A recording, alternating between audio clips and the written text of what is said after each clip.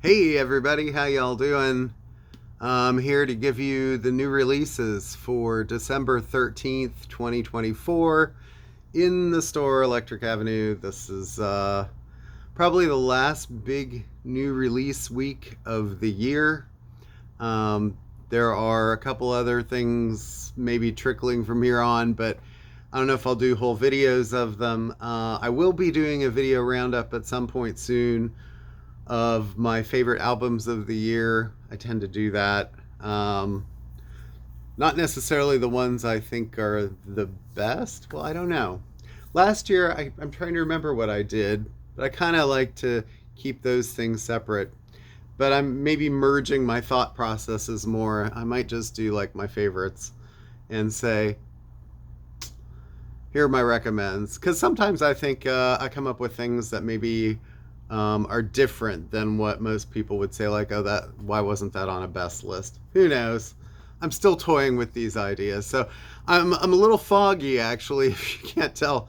Last week I got a video in, it was 20 minutes long, probably the shortest video I've ever made, or at least for years, mainly because I was fighting a stomach virus, and I ended up in the ER the day after I made the video. Then my wife was in the ER for a couple of days. Store was closed for a couple of days off and on. Not good during the holiday season, but we're like sort of on the mend now. I'm doing much better than she is, but it just takes her a little bit longer with some of her health issues. So thank you all for being so supportive and concerned, and staying positive about this stuff. I don't know if that was my karmic gift for Black Friday, if it was somebody who I was talking about in the last video where I said, oh, she kind of engineered a way to sell her record at Target and not us. If she took out some kind of vendetta on us and said, send a virus to those people or something. No, I doubt that. But yeah, so much better. Obviously, I can joke about it a little bit now. So anyway, all right. So let's get to the new releases. So first up this week, it's kind of a new release reissue. Neil Young and On the Beach, and this album has been reissued a couple of times before, but this is the 50th anniversary limited edition, pressed on clear vinyl analog originals, and it's one of Neil's pretty iconic 70s records. Features a lot of songs with blues in the title: Revolution Blues, Vampire Blues, and Ambulance Blues. So I don't know, one of his best of that era. All right, this is something I think that a fair amount of people have been asking for, is Garcia and Grisman. That is Jerry Garcia and David Grisman. Bare Bones, the duo recordings, Volume 1 master takes. And this is a double LP. The series debut explores the formation and magic of Garcia and Grisman's studio masterworks. This is the indie exclusive 2 LP Purple Blast color vinyl, limited edition of 3,000, so there aren't many of these. Now, they did release a CD as well, or this a CD coming out, and it's a triple CD, which features that Volume 1 as Record 1. Record 2 and Record 3 are only on CD here, so I'm assuming that those are going to be coming on vinyl later. Volume 1 master takes, Volume 2 is other tunes and arrangements, and Volume 3 is alternate takes. So I guess that, number 1 is sort of the main collection. So that's what we're getting this time. I could see the others being somehow kind of a record store day type thing in the future. But anyway, if you're a Grateful Dead fan, you're probably going to want to get this. We don't have a lot of them, so don't sleep on it if it's something you want. Well, it wouldn't be Christmas without Wham, now would it? And R.I.P. George Michael. He was a great, great singer. I did see him live once in 2009, and I still think probably out of the hundreds and hundreds and hundreds of shows I've seen in the last 30, 40 years, He's probably the best live male singer vocalist that I ever heard, as far as his ability to kind of hold an audience, carry the tunes, sing all the notes, and be so engaging, and he could do anything from pop stuff to balladry to whatever. But so Last Christmas, one more time, it's super wistful. I mean, all you really need to do is turn on the radio and hear it. But this is kind of cool because it's a limited edition snowflake white vinyl for the 40th anniversary, and also has a previously unreleased live version on it, which makes it a little collectible. Um, I don't know. It's kind of funny that, George sort of had all the talent and he's the one that's kind of not here. In fact, I'm not even sure Andrew did anything on Last Christmas. I don't think he did. I think George went in, turned on a very rinky dink drum machine, played a few chords on the keyboards maybe, and he was sort of the music man in that group. So, all right, let's see. Next up, Snoop Dogg, Missionary. New Snoop Dogg record produced by Dr. Dre. Yes. Features a lot of features here. And no, not Jay-Z. Maybe good this week. Tom Petty and Jelly Roll.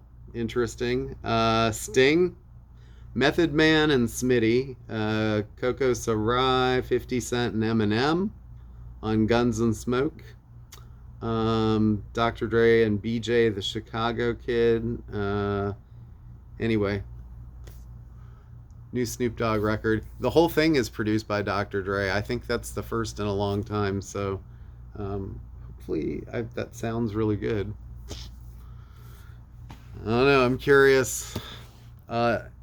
Still has a parental advisory on it, so The National and their new album Rome, and it's a live record for them, and features Runaway Eucalyptus, Tropic Morning News, New Order t-shirt, Don't Swallow the Cat, Blood Buzz Ohio.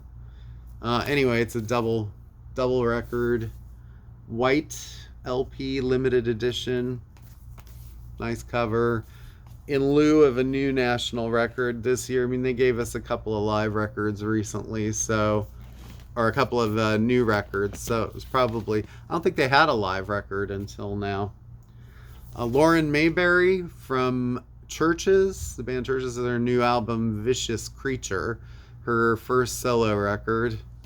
Has 12 tracks. Haven't heard it yet. Heard a couple of songs, liked what I heard. This is a very kind of almost somewhat like religious-y kind of cover, but I don't know. I'm curious.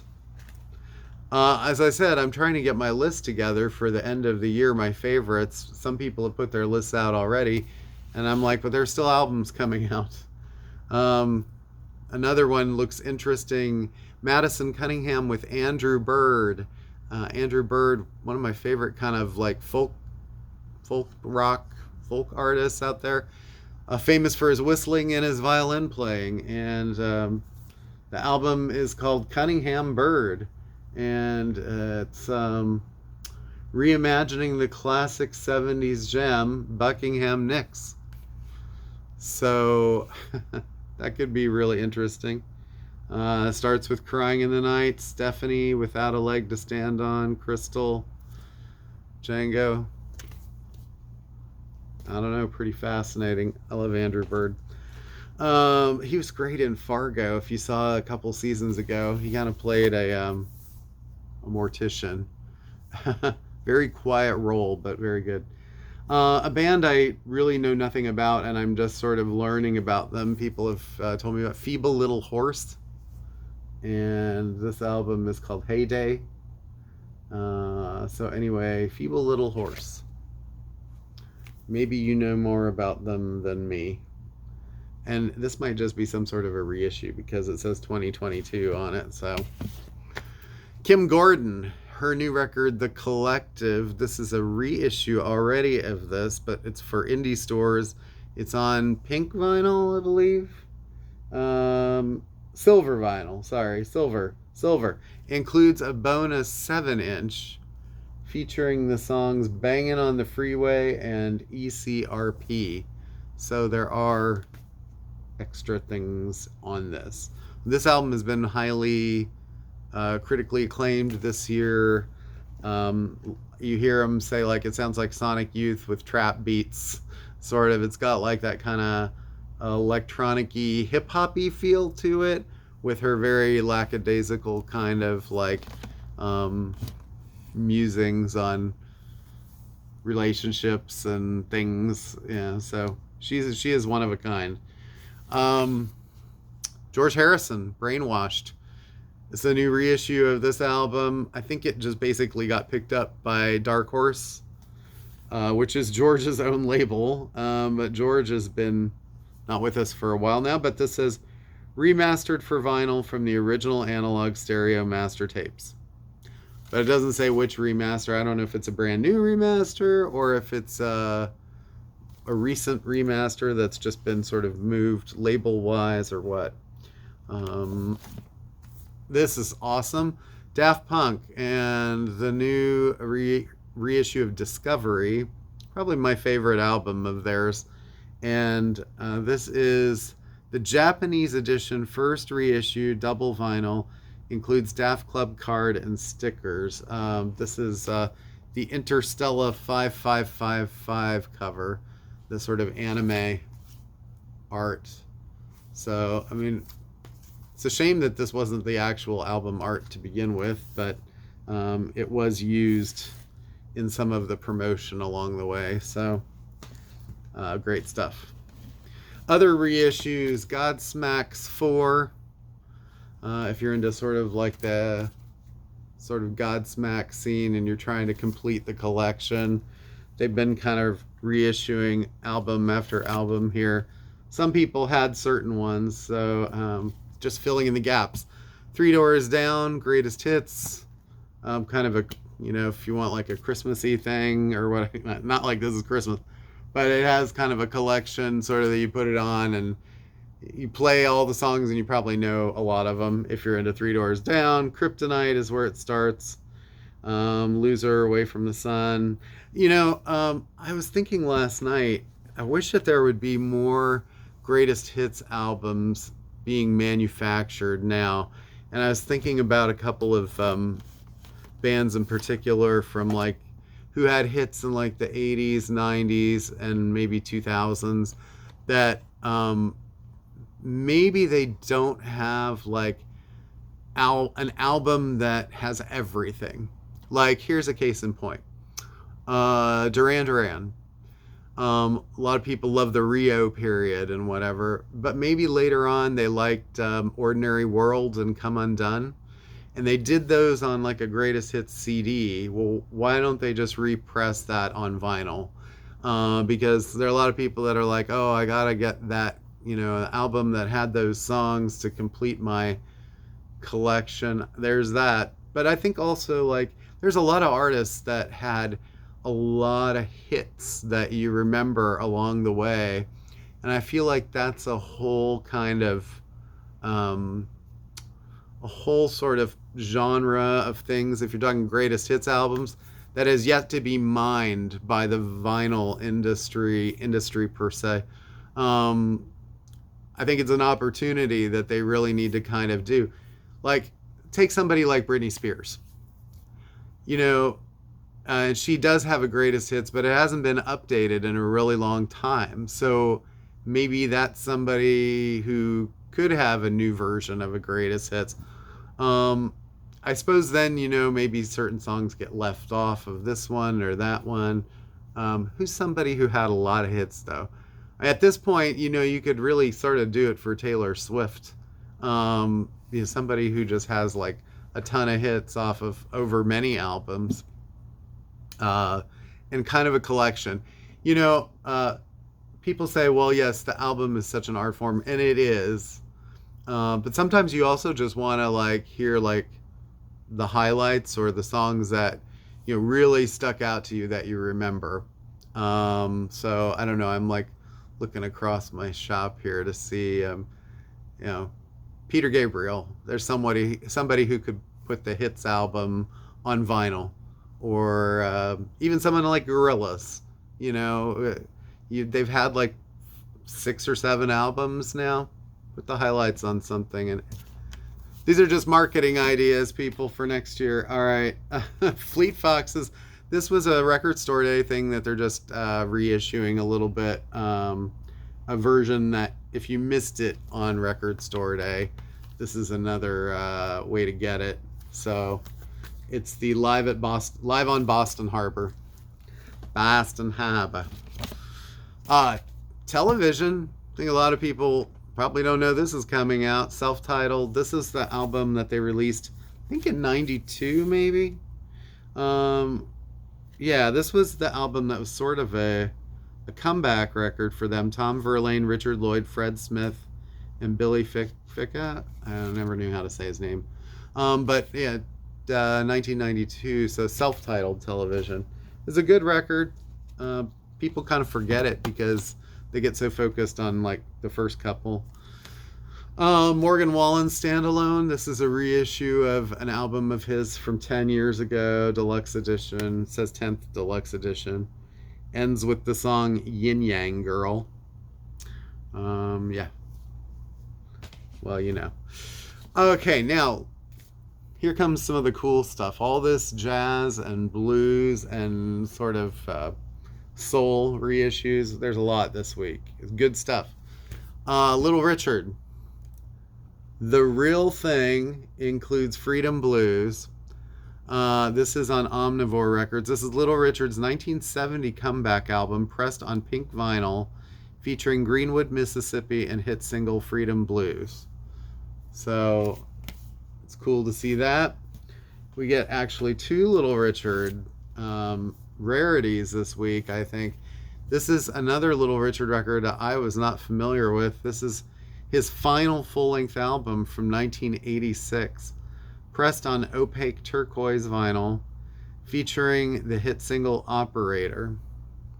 So I guess that would have been sort of the era that like James Brown was kind of popular again with Living in America, and I didn't even know about that. I lived through that era. Melody Gardot, one of my favorite sort of jazz pop singers, The Essential.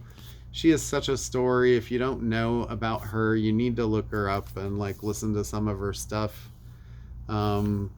She's sort of, I think she was sort of Philadelphia based, but she's done lots of music around the world now. Recorded like Portuguese albums and French, and she has a beautiful version of Over the Rainbow. Worrisome Heart was her debut. This has La Vie en Rose on it. Got kind of a husky voice. Her story was something like she was injured in a bicycle accident very severely and had to learn how to speak and walk and talk and all this stuff again. And some doctor suggested, because she was musical, that she use singing, trying to sing or intone music as a way of healing, and ended up not only doing that, but then got to the point that she could record again, like actually do demos from, I think, from her hospital bed. Quote me if I'm wrong there. But ended up eventually being able to perform on stage, but needing she wears special glasses because the lights are too bright for her. For a long time she was using like kind of braces to get around on stage. So quite a story. Anyway, we're very lucky to still have her. Couple of Blue Note reissues. Lonnie Smith, Drives. This is a Blue Note classic this week. And the other, Grant Green, Visions. So one word title. But Blue Note classics, they do a great job. This is Kevin Gray did these. Let's see, the Lonnie is from, I want to say this is like 1970. You can kind of tell from the picture. And this one, I don't know if this one has a date on it. Nah, this one doesn't have a date on it. But anyway, this one looks a little bit later for Grant too. Probably late 60s or early 70s maybe. So you're getting a little funky. Um, Jimmy Smith, The Cat, and Root Down live. Now, I've had these before as originals, but these are very pristine. Verve Acoustic Sounds did these. They do amazing work out there in Kansas. And Chad and his crew, and these are great albums to be remastered.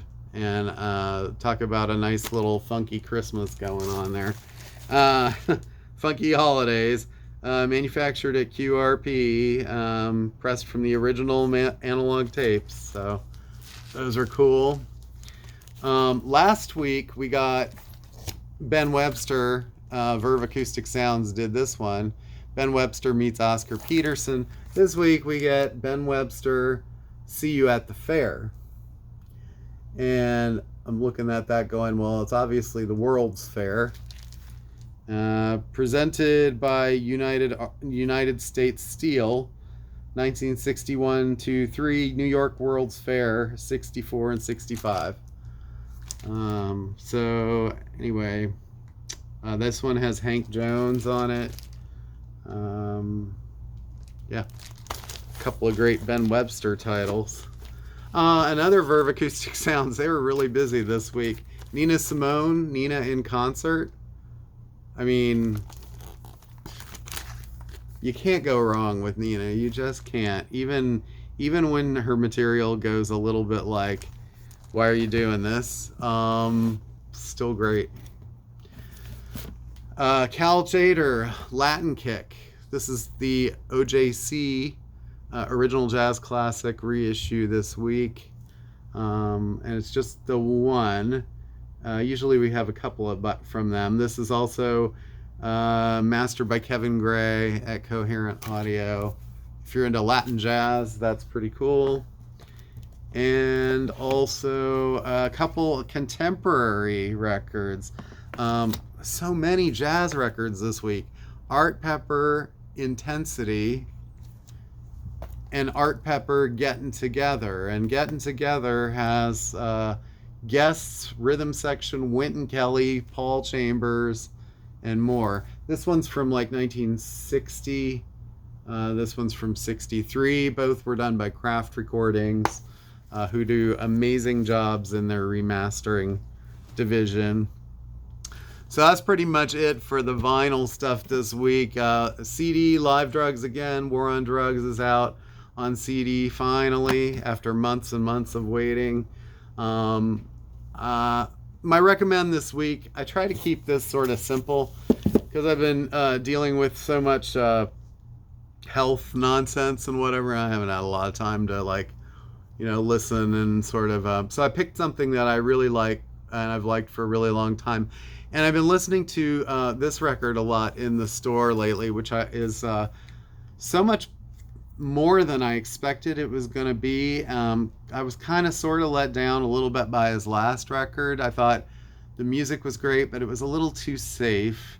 And that was Father John Misty. But I do love his new album, Mahash Mashallah, quite a bit. And it's going to end up on my list of favorite records of the year. So I'm prepping you for that one a little bit.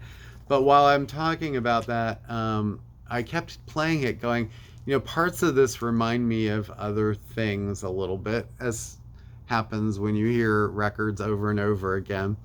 And this week, the record that popped into my mind when I was playing that so much was Beck's Sea Change, which also has its roots in other records of the past, whether they be Nick Drake, Serge Gainsbourg, things like that. But if you're a young person and you've never really heard Beck, or you don't really know much about Beck, he was pretty groundbreaking and for the music scene back in the 90s.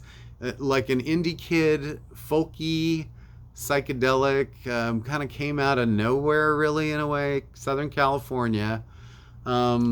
and then sort of quickly released a bunch of records. The one that was, some were on indie labels, but the one that was signed to Geffen was the album that had his hit song Loser, which was kind of a slacker anthem.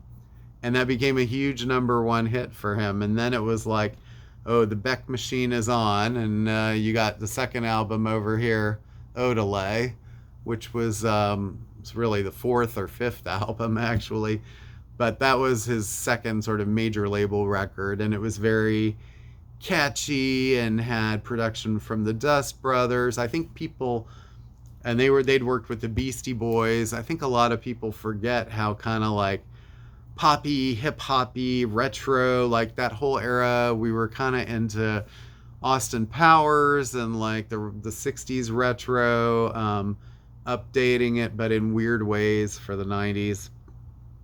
Um, he did one more record towards the end of the 90s, Midnight Vultures, that brought in a lot more sort of synthesizer textures, computer stuff, and Prince, and much more of a soul record. And my campaign for 2025, that album better get reissued in 2025. It's like people are like dying for this thing for how many years now. And he's another artist that probably could use some kind of greatest hits collection or something. Just because I think people, the more that time goes on, yes, you can discover all of these things if you're on Spotify or YouTube or however you're listening to music. But I think people tend to forget, the longer that time goes on, what the significance of those artists was, how many hits they had, the songs that were played everywhere. This is a difference now, is that our method of consuming music is so sporadic, and also just more scattered than it used to be. And even in the 90s, when things seemed sort of scattered, they were still fairly kind of marketed towards people.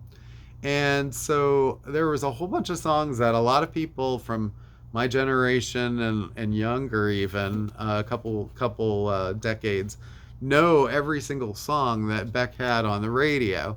But you don't really hear them unless you're playing every single Beck album all the way through. And albums are great that way as pieces of art, but we're also kind of forgetting, like, hey, Deborah was a great song, like stuff from Midnight Vultures, stuff from Odelay. You can buy those records, but it's kind of cool if you get to hear them sort of in some kind of collection. I mean, and sometimes chronologically is great. So again, I'm kind of on that greatest hits kick. But so I think Beck needs a greatest hits or some kind of collection would be great. But also, this album is a masterpiece, and even though it's got a lot of referential things on it, and he would do it again sort of later with Morning Phase about 12 years down the road, and that album ended up winning Grammys for Album of the Year in 2014. I think in retrospect, that album is sort of, he called it a companion. I would say it is a companion. I don't think, there are some people that call it like, oh, it's a pale version. It's good. It's not as good as this, but it is close. But it's still won Album of the Year awards. I think what happened was the Grammys probably realized we should have given him Album of the Year for this. This came out in 2002. It's a 12-track album. Starts, if you're into kind of folk rock, country rock, psychedelic, but it's all very sort of muted, mellow. He'd had an album out called Mutations. Beck used to be pretty reliable to have an album out every year or two. It's been 6 years since his most recent album, and I think that's only happened one other time in his career, when he took over 5 years away. He's usually very prolific or around. But anyway, he always seems to be around. He's just not always recording, or he's not always releasing.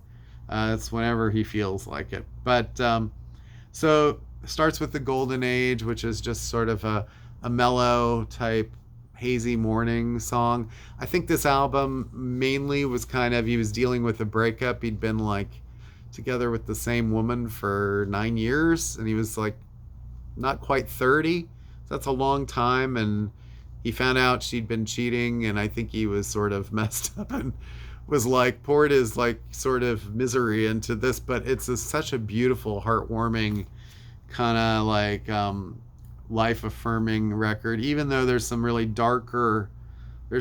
dark and moody corners on this album.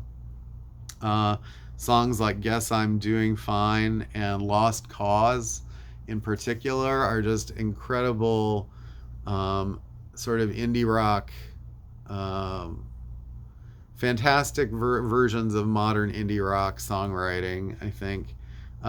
It's All in Your Mind.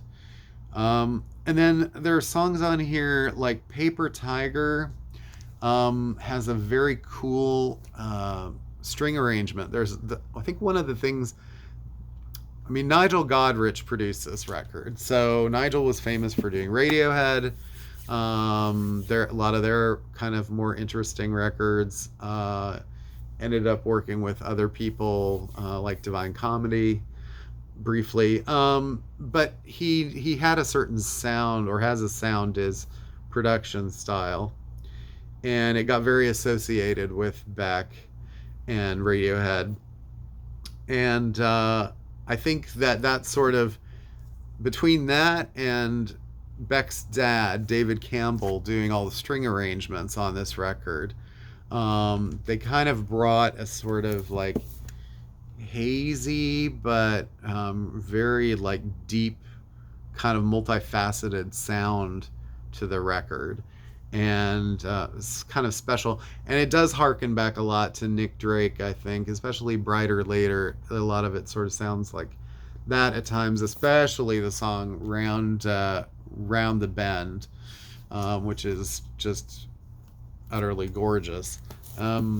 So yeah, and Beck has gone on and done a lot of different records since then. Some are more hip-hoppy or more indie or more pop, like his Colors album is completely pop, but it's kind of the best kind of pop. And then Hyperspace was a little more like electronic pop that maybe wasn't quite as successful sound wise. I don't know. Maybe it was ahead of its time. It's hard to know with him because he's so referential, but all of his albums are very specific sound wise, and they're all different kind of from each other, which makes him very hard to pin down, I think, as like, oh, it's another You Know What to Expect. He's really like, you never really know what to expect. So anyway, my recommend for this week is Beck's Sea Change. I'm surprised it's taken me this many videos to recommend it. Maybe I should just start recommending things that I've been putting off. But anyway, if you do hear the new Father John Misty, Mahash Mashallah, the song, let's see, I Guess Time Just Makes Fools of Us All. Oh, Mental Health. There's certain songs on here, Being You, that really kind of harken back to Sea Change in a way too, even though they sometimes go into other directions also. But all right, thanks guys for joining me. I appreciate this. This is more of a normal length video. I will talk to you next time. It'll probably be my list of maybe 20 favorite albums of the year, something like that. All right, peace. You all be well, and thanks again for all of your support and love. It means a lot. And keep praying for the missus. All right, take care. Thank you.